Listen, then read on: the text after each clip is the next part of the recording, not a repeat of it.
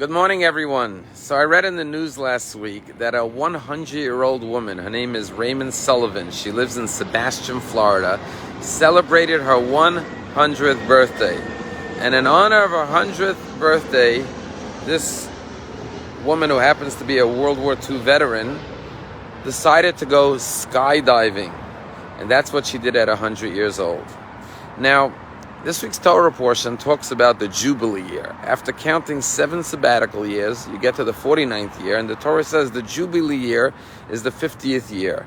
And we all know the verse on the Liberty Bell, which is taken from this week's Torah portion, which says that in the Jubilee year, proclaim freedom throughout the land for all its inhabitants. And the question is, what does the Jubilee year have to do with proclaiming freedom throughout the land? And so life is very interesting. This woman, Raymond, she lived to 2 jubilees in her life, 100 years old. But most people, unfortunately, don't get 2 jubilee years. We're blessed if we get 1 jubilee year. But when God blesses you with a jubilee year, you have to realize that life is short. And because life is short, you have to accomplish the most you can with the limited time that you have in life. And therefore the Torah says, in the jubilee year, you shall return all their land to its original owners, and you should set all your servants free. Why? Because God says the land is mine, and human beings I created, and therefore no human being should ultimately be permanently subjugated to another human being. And what the Torah is teaching us is that our short brevity of life should bring us to a greater appreciation of the blessings of life, and that everything we have was granted to us as a gift from God. And therefore, we should utilize our time to create freedom, not just for ourselves, but for others as well, to be a source of blessing for others.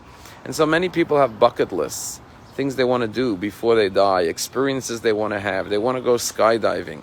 And there's nothing wrong with that. I actually admire her. She has a lot of courage to jump out of a plane, especially at 100 years old. But what the Torah says is it's not enough to have a bucket list. You have to have a bracha list.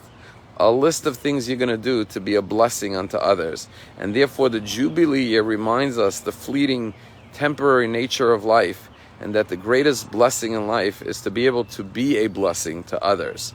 And so happy birthday to Raymond on her 100th birthday. And may we all live like her to 2 jubilees.